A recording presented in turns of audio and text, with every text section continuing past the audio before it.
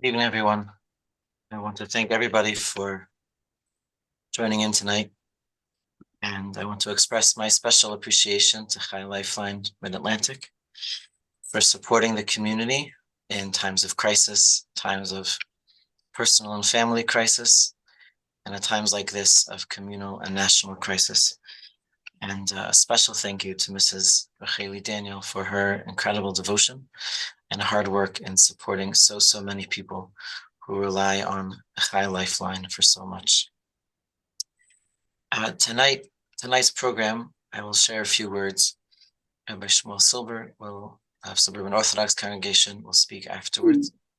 And then Rabbi Dr. Dovid Fox, who is joining, will share his remarks. And following Rabbi Fox's remarks, he will take questions, which he will respond to after his presentation. Tonight is for chizuk, is to find strength. And tonight is a chance for us to talk about acknowledging our pain and our trauma. And so I want to start with acknowledging my own feelings, because I'm sure they are very similar to yours. And I feel extremely sad, and I feel angry, and I feel confused. I have trouble comprehending what has happened. And I feel very anxious for what's happening and what's to come. And I imagine many of you are feeling most of those things. And I think that's healthy. I think that's a healthy response. It's part of who we are. It's part of being a part of Klal Yisrael. The one thing, before I get to the one thing, there's a particular trauma, I think, in the way that we in Chutz La'aretz found out about what was going on. I imagine most of you had a similar experience to mine. On Shmini Atzeres, hearing bits and pieces of information, a little bit here, a little bit there, over Shmini Atzeres, over Simchas Torah, with this dark cloud slowly gathering in the back of your mind. And then finally, after Yom Tov, turning on the news to understand that it was far, far worse than anything I could possibly have imagined. And that's an experience that will live with us, I think, forever. And all those emotions that we feel are real, and they're healthy and proper signs of thinking, feeling members of Klal Yisrael. What we can't feel, what we can't let ourselves give into, are feelings of yush, our feelings of giving up, our feelings of despondency, feelings of just succumbing to the sadness. That's not ever the Jewish way, and it's certainly not the way now. Where the way now is chazak v'nischazek ba'ad ameinu. We need to respond with strength. We need to respond with commitment. We need to respond with caring and with action and with standing up with determination, and never chas v'shalom throwing up our hands and say, what's the use? There's a certain disadvantage, I think, that we have here, those of us who are living in Chutz La'aretz. So many people I know, and you have spoken to, I'm sure, in Eretz Yisrael. There's so much to do. There's so much positive action to channel those emotions into. Of course, for the soldiers who've gone to fight, and helping the families whose husbands and sons have gone to fight, and preparing packages and delivering packages, and rabbanim to doctors, everybody, there's so much to do. And here in Chutz La'aretz, a lot of us feel a little helpless. We have all these feelings, and we don't feel like there's so much we can do to channel those emotions. And I want to just say three things quickly. And the first thing is that there is much that we can do. There's tzedakah to give. There are projects to be a part of. There are platforms for joining and saying Tehillim, taking the name of a chayal or a chayala, taking the name of a soldier, families to support, and just simply reaching out, as I know many of you have done, and I have done over these past few days, reaching out to people that you know in Eretz Yisrael, because everybody knows somebody who is in danger. Rahman al-Islam has suffered the loss of a loved one. Everyone knows somebody, and just reaching out and letting them know we're thinking of them and davening for them is immensely, immensely valuable. So do act. There is much that you can put your energy into. The second thing is our mitzvos and our Torah and our tefillah. There's a parak of Tehillim we've been saying for many weeks, up until a few days ago, Dovid Hashem Uri. And it talks there about times of war. If you encamp an army against me, I won't be afraid. If a war arises against me, I trust. What do I trust in? The one thing I ask from Hashem, Shivti b'veis Hashem koli mechai, to live in the house of Hashem all the days of my life. What does that have to do with waging war against enemies? Why does that keep me secure and safe and confident? It's because when you're in a situation of war, you have to know why, and you have to know what you stand for and what your values are. And it not only protects Klal Yisrael, to throw yourself into more tefillah and more Torah and more chesed and more mitzvahs, that not only provides a schus for all of Achenu b'nei Yisrael and for us, but it's good for us. It's positive for us to understand who we are and who Am Yisrael is and who Hashem's people are and why we are here and why we're doing what we're doing. And point number 3 is we can't ever forget it seems like ages ago, but it was only a few days ago that we were davening Hoshanos. And in Hoshanos, especially more than any other tefillah, we talk about Hashem being with us, with everything, with our suffering, that Hashem suffers with us. We say, Hashem, you didn't just take us out of Mitzrayim. You were there with us suffering, and you left Mitzrayim with us. You sent us into exile in Bavel, and you were there with us in Kaviyachal. You were suffering with us. And wherever we are, wherever we've gone, Hashem is there together with us. And we have to remember that in our suffering, in this immensely terrible, tragic suffering of Klal Yisrael, Hashem is suffering along with us. And he's pained, and he loves us more than any person could love us. And the pain of the Shekhinah these days is something we can't even fathom. And we're not alone. We're not suffering alone, not even suffering alone as a people. Hashem is there with us too. I want to close just a little anecdote, which I actually shared with the shul, with our shul before Ne'ilah, never dreaming how relevant it would be in such a short time. But it was a little story about the Yom Kippur War 50 years ago, about a young soldier, Chaim Sabato, now Harav Chaim Sabato, who was a yeshiva bacher in Yeshivat HaKotel, and he was called up to the front. And the day after Yom Kippur, he was in a terrible, terrible tank battle in the Golan Heights. And cutting to the main part of the story that I wanted to share, his tank was hit and he took fire, and he and his fellow members of the platoon jump out of the tank. And as he's crawling on the ground with shells exploding around him, the tank driver says to him, Chaim, what are you feeling right now? And he calls out with all his strength a pasuk from Tehillim. And for 30 years, he never told anybody what pasuk he called out because he thought nobody would believe him. But eventually he shared. He called out with all his strength, Shivisi Hashem Lenegdi Samid. I feel Hashem is with me all the time. So I thought nobody would believe that in that immense horror of war, that's what I would be thinking and feeling, that Hashem was there with me. But that is what he felt, and that is what he learned, and that is what he experienced. I'm sure many of us are still struggling to find that point of Hashem's presence, that connection to Hashem. But we will. We will find Hashem with us in suffering, and with Hashem's help in Geula and redemption. We'll find Hashem with us, supporting us, living with us, and never, never, never to give in to feelings of yush, of despondency, to know always that Hashem is with us. May He let us feel His embrace, let us feel His strength and take us soon to redemption and to good news and to peace and success for all of Klal Yisrael.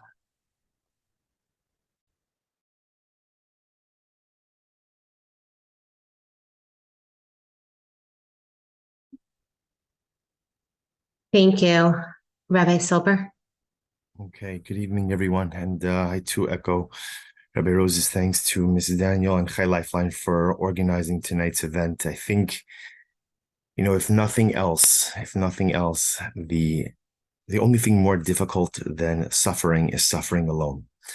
And the ability to have a little bit of an asifas chaverim and just a gathering from our community, even if it's virtually, allows us to at least experience everything that we are experiencing together. I want to thank Rabbi Rose for his beautiful and profound and insightful words.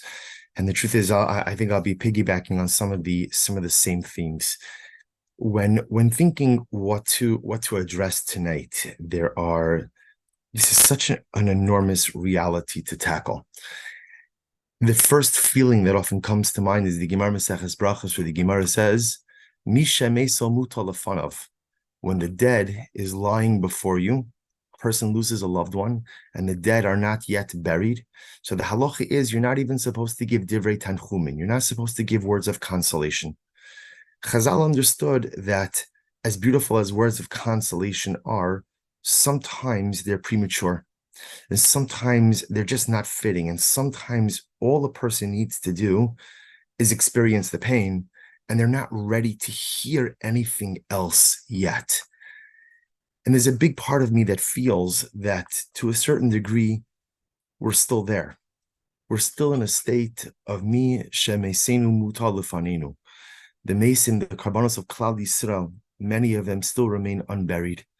Many of them don't even have family members to bury them as entire families, between those slaughtered and those taken into captivity. Overwhelming realities for us to contemplate. But on the other hand, as Jews, our general approach to things is the following. The Mishnah Maseches Psachim, which we're all familiar with because we see it as part of the Haggadah, Chayiv Adam liros es atzmo ki iluhu yatsa mimitzrayim. When it comes to Pesach, our obligation is not simply to observe a historical event, but our obligation is to relive a historical event. What's the meaning of reliving a historical event? It's to take the events of the past and to make them contemporarily relevant, and to expand on that idea a little bit. The power of our nation, one of the pillars of power of Klal Yisrael, is the ability to find meaning and purpose in anything and everything that we encounter. And it's true in times of simcha, and it's absolutely true in times of tzara.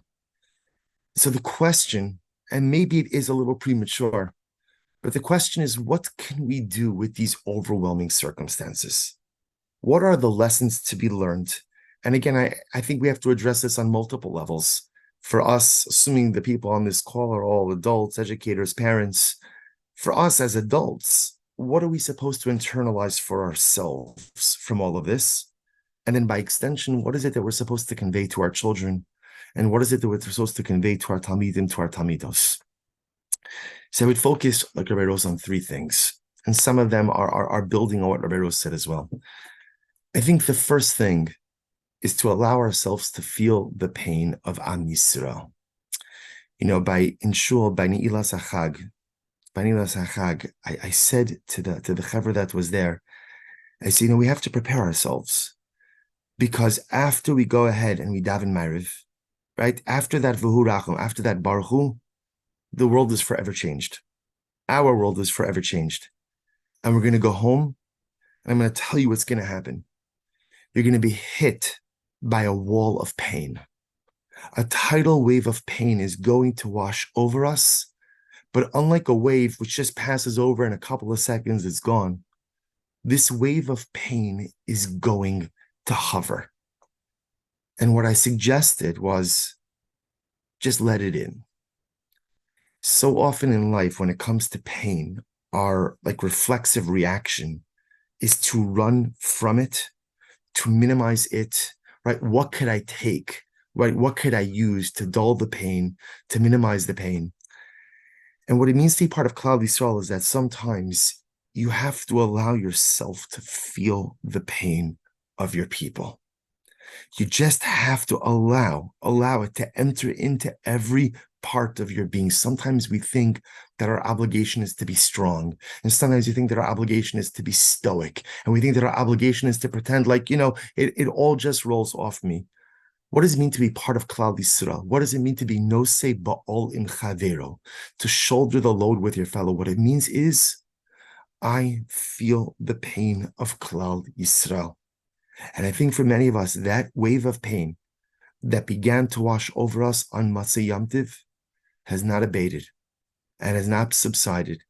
And it feels like with every day, a new dimension is added to that pain.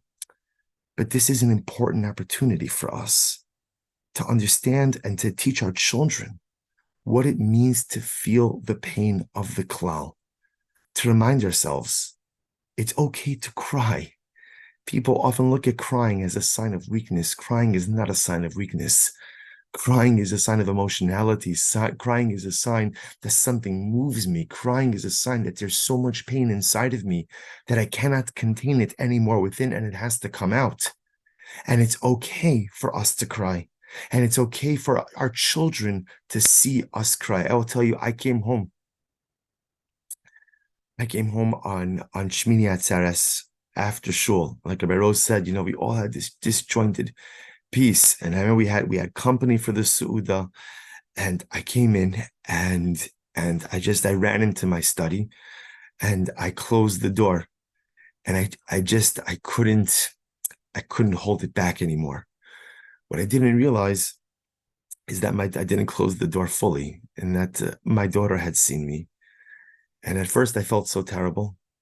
And then I realized afterwards, no, that's chinuch also. Chinuch is for a child to see that their parent is broken because of the suffering of Klal Yisrael.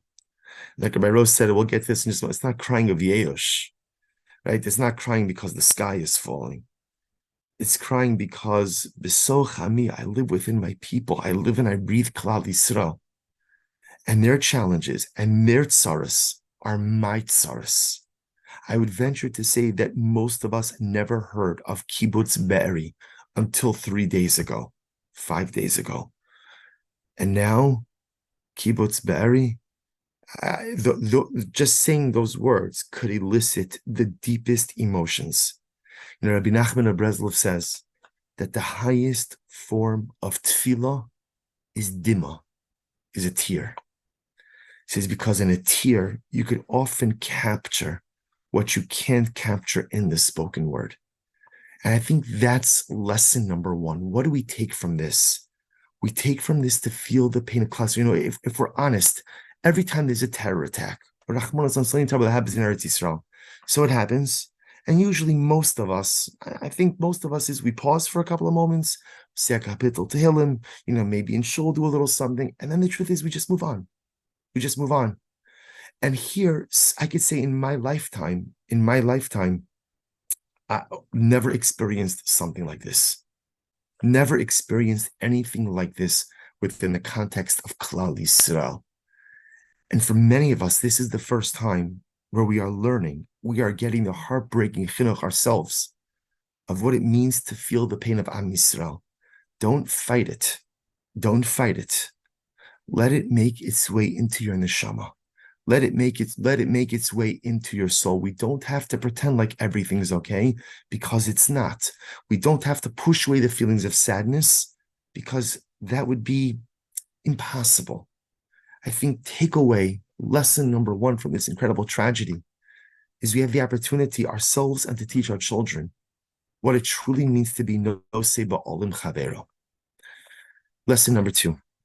And I'm focusing on the lessons because I think, especially as parents and as educators, one of the most important things we have to teach our children and our students is that every single event in life could be used for personalistic growth, advancement, and transcendence. We could grow from everything. So how do we grow here? So again, number one, feel the pain of Am Yisrael. Number two, I think what we are seeing is overwhelming and incredible mesiras nefesh. as diaspora Jewry, very often our Mesiras Nefesh for our Yiddishkeit, at least in our generation, is very often in the realm of the financial.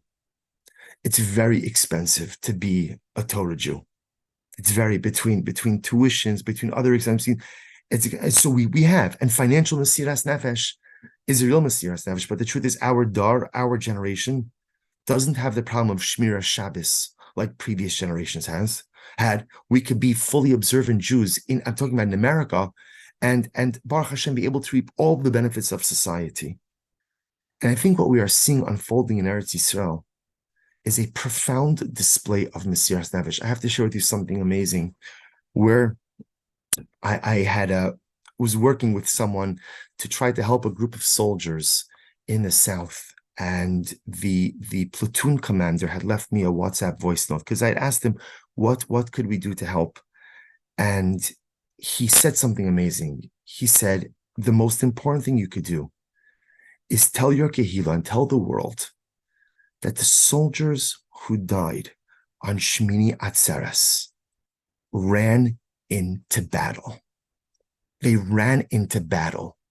They knew that there were Jews in danger, and they ran into battle. Tell the Jews of the diaspora that Klal Yisrael has an overwhelming display of Mesiras Nefesh.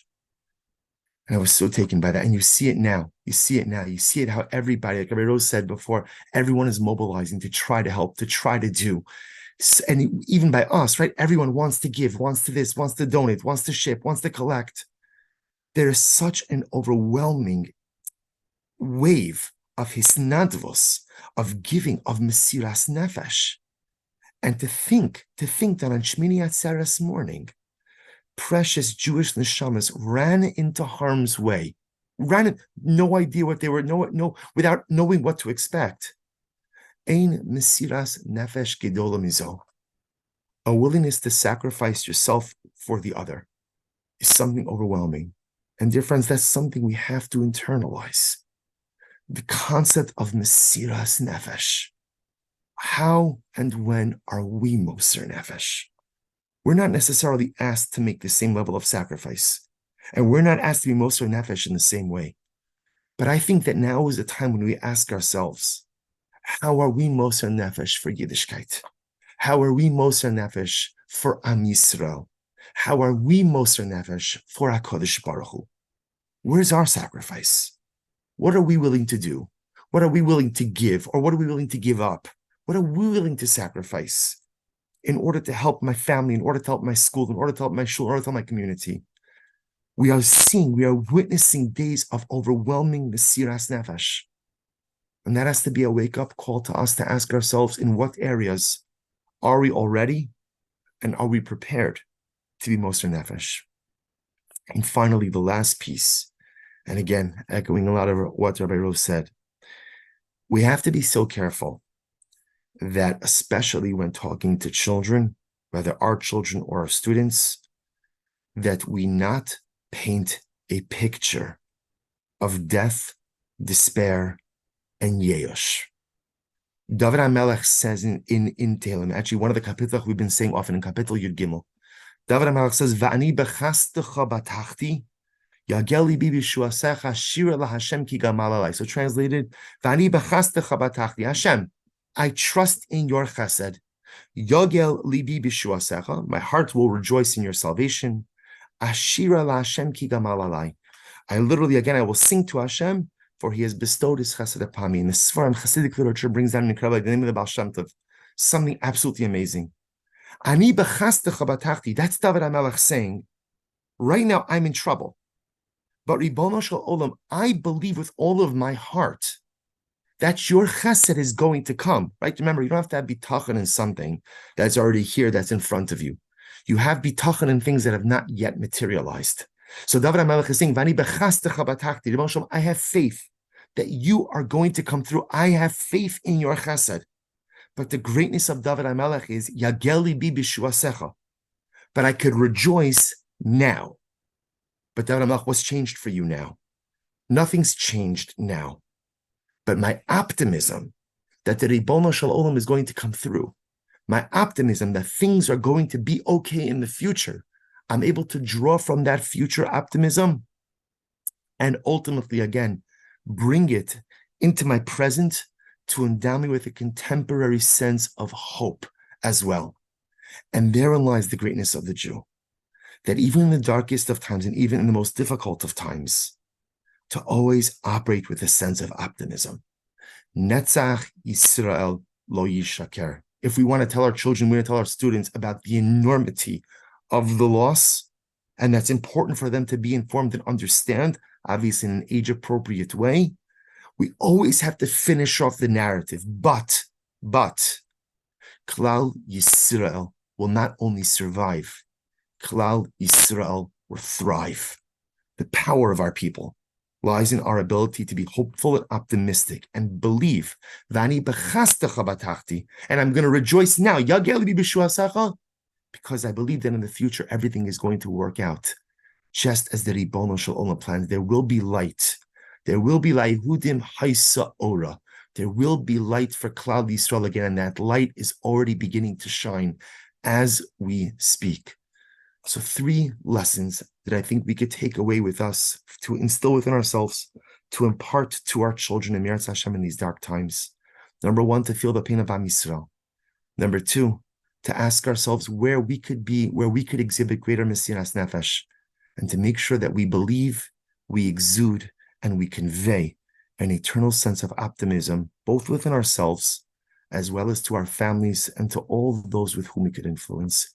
Let us hope that Amiras Hashem in the schus, internalizing the lessons, to doing our part for Klal Yisrael during these challenging times, that all of the neshamas who will taken from us should have an aliyah.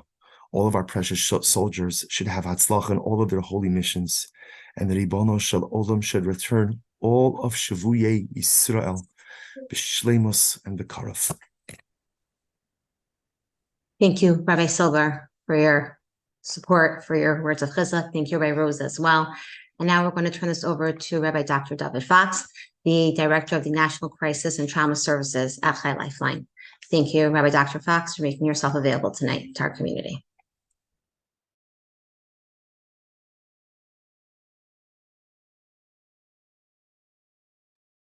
Thank you to the Rabbanim and also to the community for the honor to address you once again.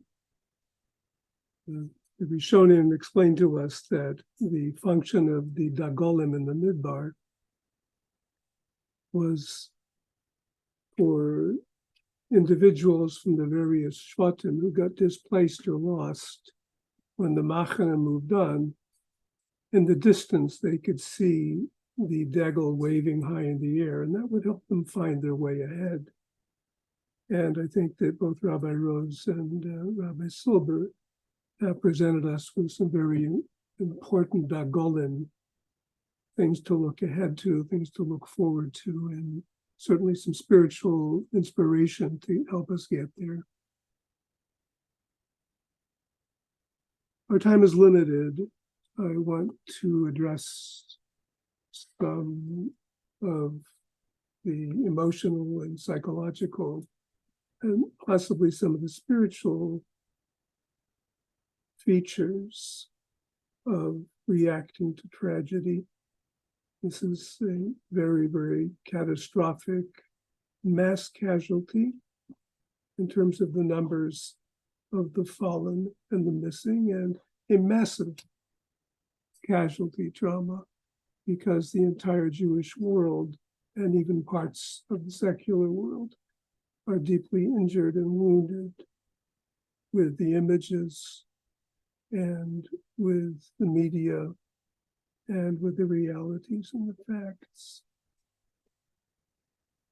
The Rabbeinu Nissim and the drushes, the Ran, notes that in the successive Yemei Bereshis, that everything that was created on one day was a precursor to fulfill the needs of things that would be created on the next day. And there was atmosphere so that there could be territory and terrain, so there could be oceans and oceans, so that there could be flora and firmament and plants, and then birds, and then fish, and then animals. And of course, the peak is the human being created on the last day. And the Ran asks if the final creature was the human being, and every prior day of Bereshit was in order to facilitate his ascendancy and his survival, then how come he's lumped with the behemoths and the chayas? Why was he not given his own separate day of creation?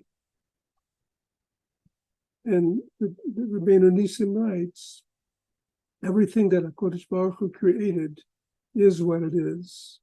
For example, the sun is the sun. It can't become a tree.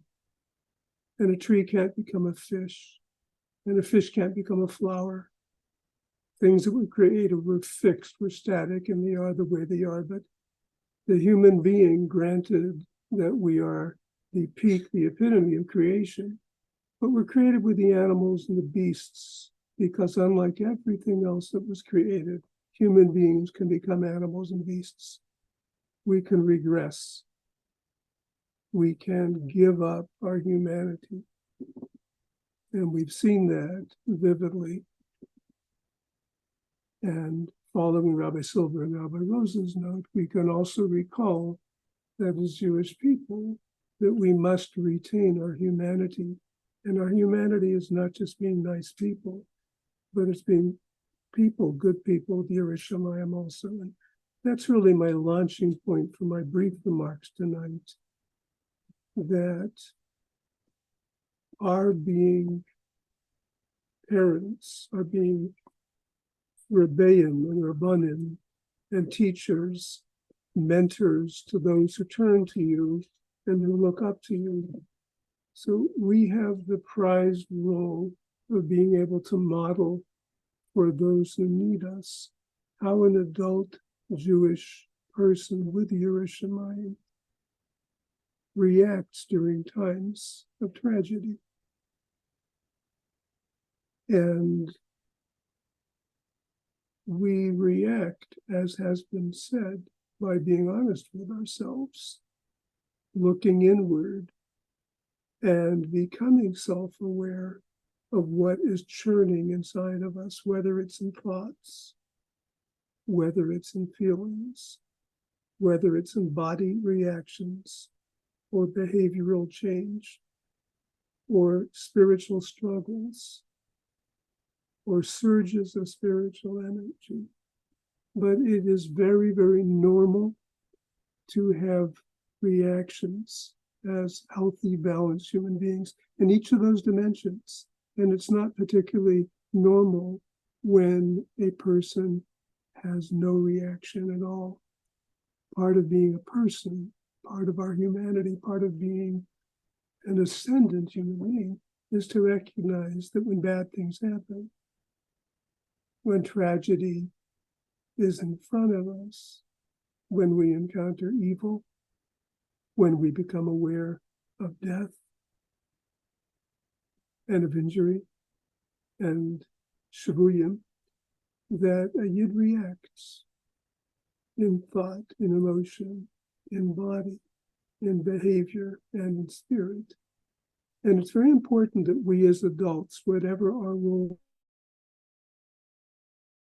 are, that we acknowledge and we become aware and can identify for ourselves the ways we're reacting, and that we find someone supportive and caring whom we trust and who cares about us, with whom we can express what we're going through. Self-awareness is a key, and a second key is that of self-expression. We can't keep it in. We can't suppress it. It's not healthy. It's also not in keeping with the parameters that Chazal give us when it comes to dealing with intense reactions. They need to be expressed. And we need to turn to those people who care for us, who we care about, whether we're zocher to have a spouse who serves that role, or a Rav, or a Rebbitzin, or some other figure whom we look up to, and who listen supportively and receptively.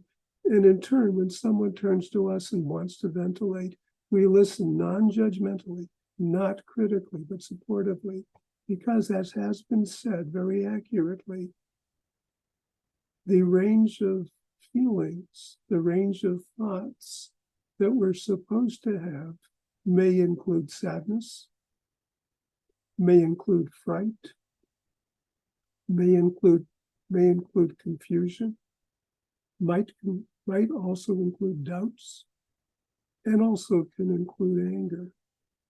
The whole range of human emotional activity is activated and it's triggered when we learn about atrocity, especially when it happens to us. And we need to identify, we need to become self-aware, and we need to be able to share it with someone who will keep it confidential and who won't tell us what to do, won't tell us what not to do, won't tell us don't think that way or don't feel that way. What eases some of the burden of heaviness and gloom inside of us. And I'll even say a little bit differently than Rabbi Silber, even if we feel the knockings at the basement door of our consciousness, that can lead to feelings of despair and yish. It can happen. It's not abnormal sometimes for that to happen. But whatever we're going through, be self-aware, find someone to share it with. When you don't do that, whether it's as a teacher or as a parent, what happens is that when your child or your student wants to open up to you about his or her own reactions, if you're not able to own up to your own reactions, you will either gloss over what they're saying or you'll become annoyed when they say it. And this is very well researched, unfortunately, but it's a reality. So this is our first step. Be honest with yourself. Identify what you're going through in thought, in feeling, and in other dimensions, and then find someone with whom you can share it. Now, we do need to approach our children. This can't be hidden. Unfortunately, the media, and tragically the visual-based media, is very destructive. And we are all in mental health and in behavioral science and in Rabbanis also. We are encouraging parents to limit the time you spend with the Schadenfreude, the fascination with the gore and the images that the media blasts us with. Limit the time you do that, and definitely think very carefully about whether or not your children from youth to teen should be exposed to this. What we find is that the more people are flooding themselves with the actual images, the footage, the clips, the photos that are being paraded around with the pride of our enemies, or even in the so-called neutral media, the more we are exposed to this, the more the images etch themselves into consciousness. And then we find four things happen. We find that the mood, and we're talking about your children, but could be yourself too, the mood flattens, and people with the heaviness, they can't kick the image, they can't erase it. It does drag the mood and the mood energy down into depression. It heightens hyperactivity, inattentiveness, inability to focus and concentrate, which of course is the last thing we want when our children go off to yeshiva or cheder or seminary. Thirdly, when people keep having the flashbacks of horrible scenes that they've noticed, that they've watched, they get more irritable, they act out, they get more angry. And then the fourth, and perhaps the most troubling, is we end up desensitized and we lose some of our humanity. And those images don't bother us as much. And we really have to be careful. A lot of us in the field, a lot of the Gedolim in Eretz Yisrael have spoken out about this. Be prudent and discerning when it comes to how much your kids are exposed. And you need to speak to your kids, to your children. You love them. They need your emotional embrace at this time. Acha yitena liba, which means we take stock of what we still have, what we have for ourselves. And we draw our children closer, and we spend time talking with them, but we also spend time encouraging them so that we can listen to them. And when your child begins to talk about fear, there's a reality basis to that. And when they talk about sad, well, that's a sign of their humanity and something you take pride in, and you let them know that you recognize they're a caring, sensitive person. And when they express confusion or doubt or anger or whatever it is they express, we never tell the child you shouldn't think that way or you shouldn't feel that way. We prompt them to give a voice to it. By talking about it and giving a voice to it, despite the assumption that this will make it more orangetracht, the reality is the neuroscience is just the opposite. By being able to convert it into language, and there are Makoros and Shasim and Russian about this too, and in the Bali Moser as well, being able to convert intense feeling into language, you then gain some healthy control over it, and you do dissipate and do diminish the intensity of the hurt or the fear or the sadness or the anger. So listen receptively, don't be critical, don't judge, don't try to talk them out. And even if it's coming from a caring place, you don't want your child to hurt, and you want to coax them to smile. As one of the Rabbanim already said, the Shasham Mesel Mutolafana, the Rabbeinu Yonah writes in Ovis, this doesn't mean when the cadaver's on the ground. This means when a person is very, very vividly aware that there's loss out there. That's when we don't try on the spot to be menachem them. It's not effective, and it's not the ruach of Chacham and Chazal either. And this has been said. I am augmenting what was said. We listen to our children. We validate, and validate means we don't necessarily say we agree. We don't necessarily say, well, I feel the same way, because something important is when someone's opening up to you, particularly your child or your student, it's not helpful for you to talk about yourself. It's not like an I for an I, the letter I, that if he talks about I talk about me. It's not a reciprocity that's effective. If someone is venturing courageously to talk about what scares them right now, or how much anger they're feeling, or how devastated they are. So when I start saying, yes, I know exactly what you're talking about, and I start disclosing my own angst or my own reaction, this doesn't make them feel understood. This shuts them down. This makes them feel that you're really not riveted to what they're saying. Focus on what they say. Be validating, which means give them the acknowledged context that, yes, this is a sad time, and sure, you are feeling sad, or yes, this is a scary time, and you are feeling scared. So we feed back, we echo back really what they're saying, and then we prompt them to talk more about it. Again, the more they verbalize after they've acknowledged what they're going through in thought, emotion, or in physical reaction, the more they can then verbalize it, and you prompt them to give it more voice and to express it, the more you will help them ground and rebalance themselves.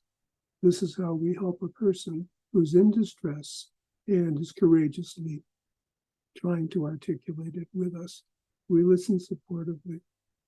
We normalize, which means the largest percentage of your students and your children, the largest percentage of them are not going to say things that are signs of insanity. They're not going to be saying things that indicate that they're mentally ill, or that they're deranged, or that they are delirious, or that they are delusional.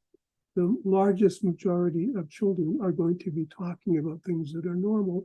And when they've talked, that's when you normalize it. You say, Shlomi, or Rivki, so you've talked about how sad you are, and you've talked about how you feel helpless, and those are real emotions.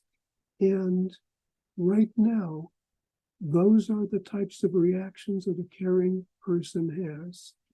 Those are the types of things a teenager feels. These are the types of things that a girl your age is going to experience. And it's good that you're talking about them.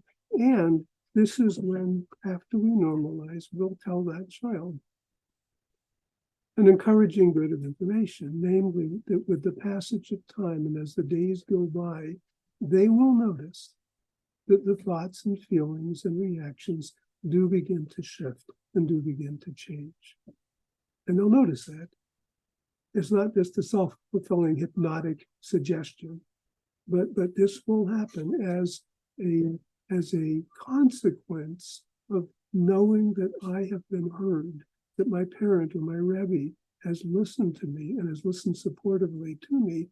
So this will set into motion a recalibrating of all of that activity in the mind, in the heart, and even in the spirit itself. So we normalize and we do give some encouragement. And this, for mothers and fathers, this is not a single discussion. This is a discussion that as the days go by, and Rahmat al-Islam, if things get worse, it's definitely a repeated discussion. If things, Be'ezus Hashem, begin to get better, because remember, and I made the diak, I ran this by some Gedolei Torah, they thought it may be emes. The curious letter in both of those Maimori Chazal is the Lamed. Chazal don't say Gamzu Tova, they say Gamzu Latova. Mad Avad Bachmana Latav. It'll get there. Right now, it's bad. But Gamzu Latova, this too, there'll be an outcome. There will be on the horizon something that's better, and we'll get there. And that's something that we implant in our children. That's the hub of a lot of their bitachon when they're pre-adolescents, when they're very young, that things will get better, that positivism. We don't, by the way, try to joke people out of sadness. We don't try to cheer them up. We don't give people false expectations or promises that we can't guarantee unless they're very young. Very young children, 5 and below, if they talk about their fears, you can say things like it won't happen again, or we're all going to be safe. Now, that's not something you can say to a wiser child or more perceptive child. And therefore, we don't say things that are false or things that we cannot guarantee them.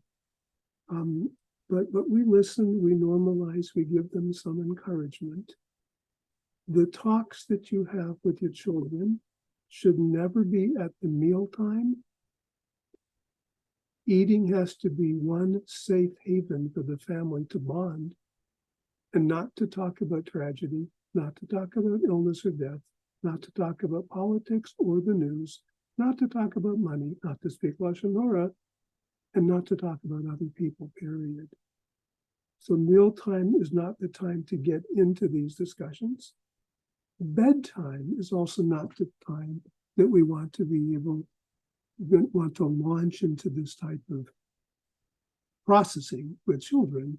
You have to create time during waking hours where you can either talk with your children together as a family or single them out individually. And also, it's very important for children who have learned remotely about horror. These are called remote witnesses. They're not there, but they've heard about it.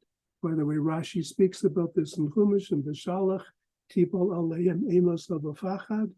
Rashi and the other Rishonim ask what's the difference between Ema and Pachad. Pachad is the visceral terror. Ema is the apprehension of the mind. And Rashi brings one nusach of the Medrash, Pachad al Hakrovim, Ema al Halachokim. Those who are up front, the nomads and the Bedouins who watch Kriya Shamsuf and watch the thousands of Egyptians die, Tipa Olehim Pachad. The Rechokim, who heard about it later by word of mouth, the secondary witnesses. So their reactions were different. Their reactions were more existential, were more theological. We're like, why is God doing this? And why did it happen to them? It's a different type of reaction, but your children may have pachad. Adults from a distance may have lesser pachad and more ela. That aside, bedtime and healthy sleep is curative for anxiety, for the pachad, for the confusion. The mind needs time to relax during sleep to straighten itself out.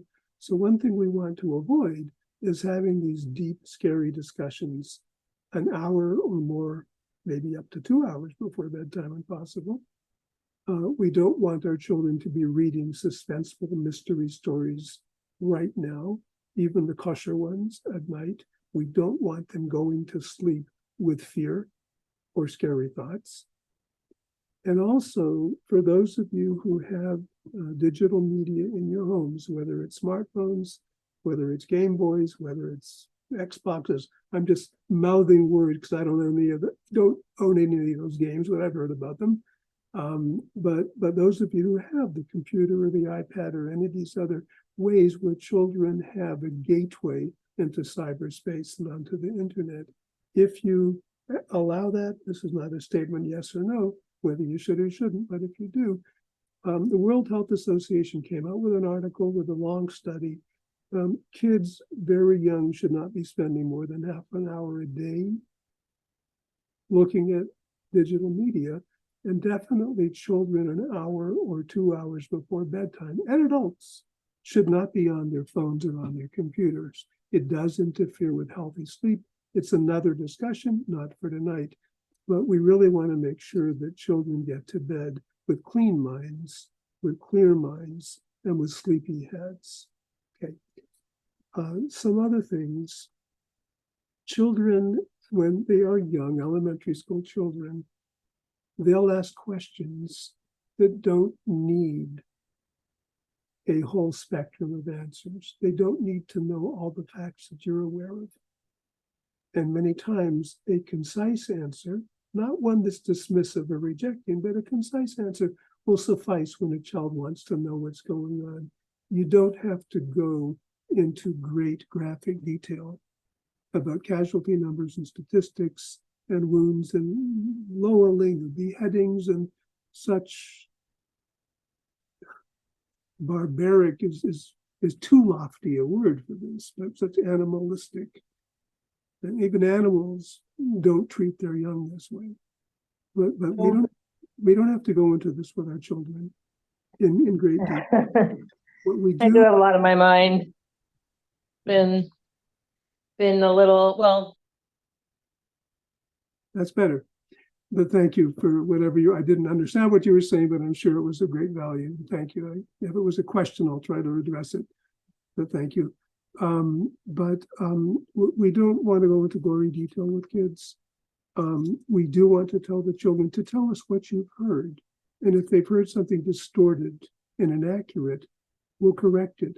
What's also very useful here is to explain to your students and your children that at times like this, a satan makatrik v'shasa sakana, and speculation also rises v'shasa sakana, which means in times of tragedy, lots of rumoring goes on. Unfortunately, some of it's accurate. Many times, some of it is highly dramatized and it's way off. There's a lot of that is still going around, although some of the things that are factual are beyond what any of us would fantasize about. But we want to tell children that if you hear something that you don't know to be factual, don't repeat it even to your best friend until you ask mommy or tati or Rabbi or the Rashiva or the Menahel. So we want to talk with the children about not engaging in the rumoring. Nothing good comes of it, and it just heightens the excitement. Not healthy. Now, we're running short on time. I'm an availist. I have to go daven mincha for the Yom pretty soon. But I did tell Mrs. Daniel, that if there are any brief questions, I will try to respond to them. I would only ask that your questions not be highly personal, and instead that they be questions that would be of broad appeal or interest to everyone who's listening tonight. So maybe, Mrs. Daniel, if you see there's a question on the chat, I haven't been looking, or if someone wants to signal a question, or you want to repeat it, however you'd like to do it, but I will do my best to respond if I'm able to. Thank you so much. If someone has a question, they can either unmute themselves or indicate with their hand raise, or you can put it on the chat. We do have a few minutes.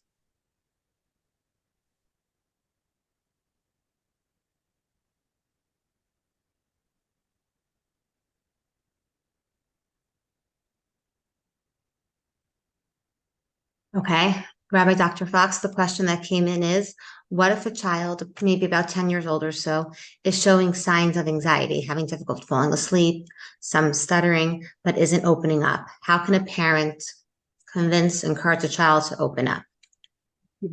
So part of that's going to depend on the history of the child and that parent. Do they usually have an open rapport, or is this the way the child copes in general, that they withdraw, they detach, and they're quiet? So if this is the sort of the modus operandi of the child, we're not going to necessarily change it at a time like this. But if it's something that's atypical for the child, the parent should be loving. The parent can do some self-disclosure to start the ball rolling, although not to the degree that they're frightening the child by talking about what's going on inside of them. And they can also go ahead, they have license to say, we want to be there for our family. And we spoke to some experts, and we spoke to some Rabbeim, and we listened to some shiurim. And what we learned is that it's so important at a time like this to be able to talk with someone who cares about you, and we care about you. So we want to sort of coax the child about the importance of speaking. Anxiety is very pervasive nowadays. You're seeing more of it this decade than we've seen in a century in the frum community. It's just leaking in from every angle. When children are anxious, it's disruptive to their life. So if you can begin that processing and that dialogue to gradually coax the child, good. If not, you seek a consultation. I would recommend calling Mrs. Daniel at the Lifeline office, and she will give you some handouts, some guidelines, and there may be some other avenues.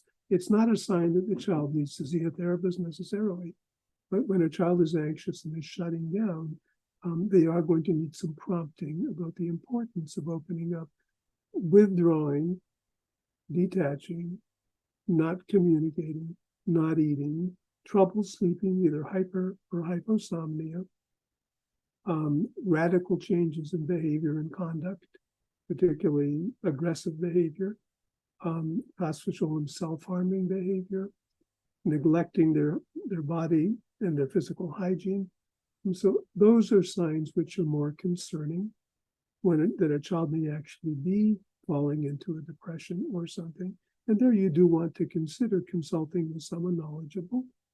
But the smaller signs of a child being more fearful or startling or afraid to go out, these types of anxieties, or worrying a lot or asking you a lot of questions over and again. So our first avenue is to try prompting the child to share with us. By the way, one other thing sort of related to this, I didn't say, but I must, that don't have a lot of expectations about how you think a child should react. They may surprise you. As both of the Rabbanim said earlier, we all react differently. And even within a specific age group, we're different. Partsufosem and Deosem are different. And one child becomes more buoyant and more philosophically optimistic, although usually not young children, whereas another becomes gloomy and brooding. But if your child doesn't react the way you think they should be, don't censure them for that. Don't punish them for that. Be patient, listen, and prompt them to talk about it. Okay, Mrs. Daniel, if there's another question or two, I can still be available. Yeah, so one last quick question, or two. One is specific recommendations for children maybe under 5. And if you have time also to answer, how can we, the community, relate to leisure activities right now? Are they good as distractions and outlets to help us process it, or is it inappropriate? How can we balance that? Okay, so children under 5, they don't need a lot of intensity. They don't need a lot of explanation. They need reassurance that they're okay, that you're okay, and that things are going to get better, as we said earlier. Younger children, the saying has been that their entire reality is the next 5 minutes, meaning they don't think ahead typically. They're not apprehensive and they're not calculating, and their immediate needs to be taken care of, to be nurtured, to be fed, to be sheltered, need to be attended to. And we give them, as we said, the emotional embrace, but we don't have to inundate them with higher cognitive or intellectual ideas and facts. The question, I think the last question, was about leisure activity. It's an important question. It's a question that we brought to Gedolim. What do we do at a time like this? Our paradigm is RSS. RSS, it stands for Rabbi Simcha Scholar, who's our CEO, but in my department, it stands for routine, schedule, and structure. Adaptation, readaptation, mental hygiene, and balance, they really are contingent on being able to get back into our routine, being able to adhere to our former schedule, which means within our routine, the things we've always done at certain times, we go back to doing them at those times, and structure. And the structure here means that we, like the second kapitel in Koheles, there's time to work, there's time to relax, there's time to socialize, there's time to be spiritual, there's time to be by yourself, there's time to do creative activities, and there's time for leisure activities also. So again, mental hygiene, readapting in the wake of horrible news. Part of the adaptation is the RSS, getting into the routine, the schedule, and the structure. And this is, it's a large part of the healing, especially for children, but for adults also. Now, whether one should be doing celebratory or exciting or adventuresome activities, each person has to ask their Rav hashkafically what's appropriate. I can remember when my Rosh Hashiva, Rav Moshe Feinstein's Chol Levracha, was nifter, was right before Purim, as we know, and we lost Rav Yaakov in the same Tekufa. And we posed the question to Gedolim and my Kehillah, like, do we do Purim differently? Do we not have get-togethers? Do people not wear costumes? Each Rav had a different perspective on this. But if a child's normal routine includes socialization, getting together with friends, doing fun things, there is no chiyuv to make this child go into grief and to go into availus right now, from my understanding. We want children to be normal, and it's true, as the Rabbanim both said, our lives probably will change forever now. Our reality has been deeply, deeply lacerated.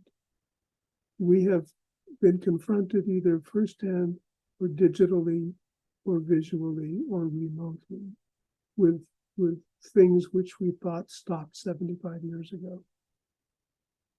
So we're going to be encountering change. Generally speaking, children who were not yet pre-adolescents, they don't need to be disillusioned about life. And again, check it out, talk it through, ask your shilas.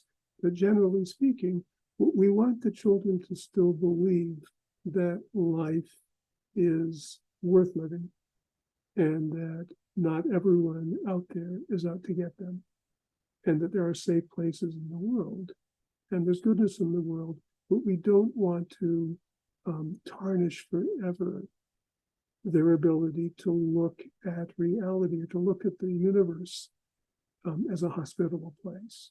Again, I realize I'm speaking a little bit hashkafically, and it's each one needs to go to their moraderech on this, but certainly younger kids need to be playing.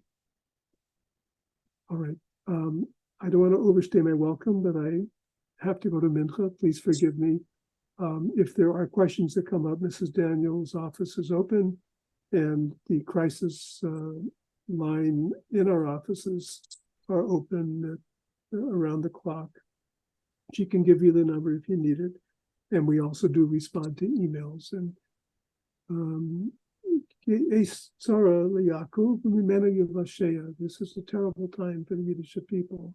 but we're confident that Baruch Baruch Hu will save us from this. Thank you, Good Rabbi point. Dr. David Fox. Again, so appreciate your time and your guidance, Rabbi Silber. We are so grateful to have had you join us tonight. Thank you. And Rabbi Rose, thank you also for giving your time tonight. 855-3-CRISIS is the crisis hotline for Chai Lifeline National Team, and you can reach out to the local office as well for any support. Thank you, and may we share Mesiros Tovos.